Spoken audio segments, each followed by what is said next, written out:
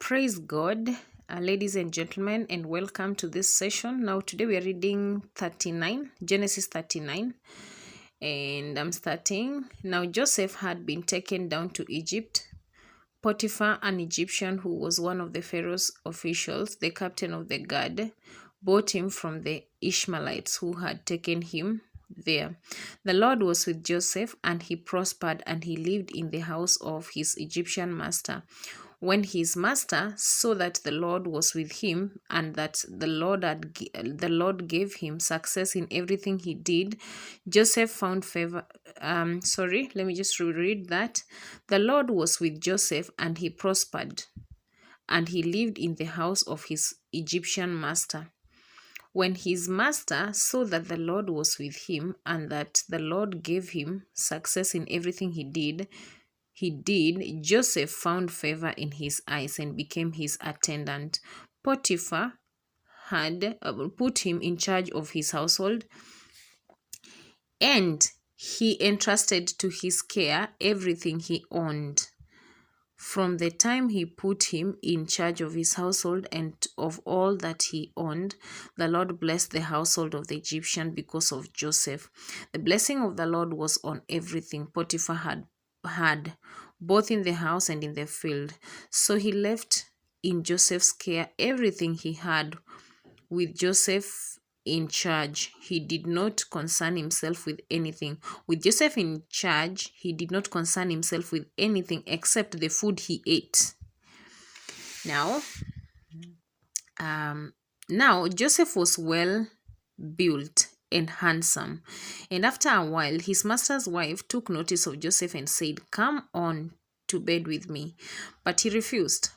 "With me in charge," he told her, "my master does not concern himself with anything in the house. Everything he owns, he has entrusted to my care. No one is greater in this house than I am. My master has withheld nothing from me except you, because you are his wife. How then could I do such a wicked thing and sin against God?" And though she spoke to Joseph day after day, he refused to go to bed with her or even be with her. Verse 11, one day he went into the house to attend to his duties, and one of the household servants was inside. She caught him by his cloak and said, "Come to bed with me." But he left his cloak in her hand and ran out of the house. When she saw that he had left his cloak in her hand and had run out of the house, she called her household servants. "Look," she said to them, "this Hebrew has been brought to us to make sport of us. He came in here to sleep with me, but I screamed. When he heard me scream for help, he left his cloak beside me and ran out of the house." She kept his cloak beside her until his master came home. Then she told him this story: that Hebrew slave you brought us came to me to make sport of me. But as soon as I screamed for help,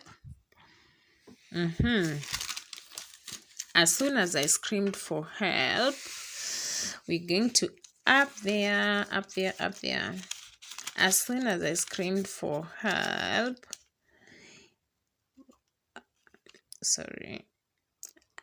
he left. As soon as I screamed for help, he left his cloak beside me and ran out of the house.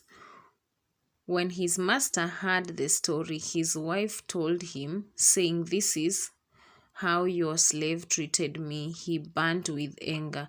Joseph's master took him and put him in prison, the place where the king's prisoners were confined.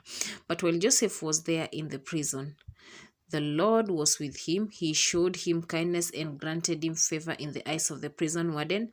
So the warden put Joseph in charge of all those held in the prison, and he was made responsible for all that was done there.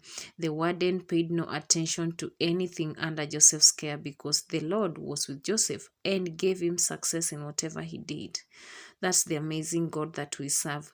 Whatever you put your hands in, he blesses, and he gives you success wherever you go.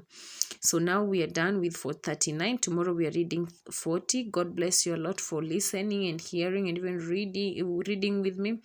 Bye for now.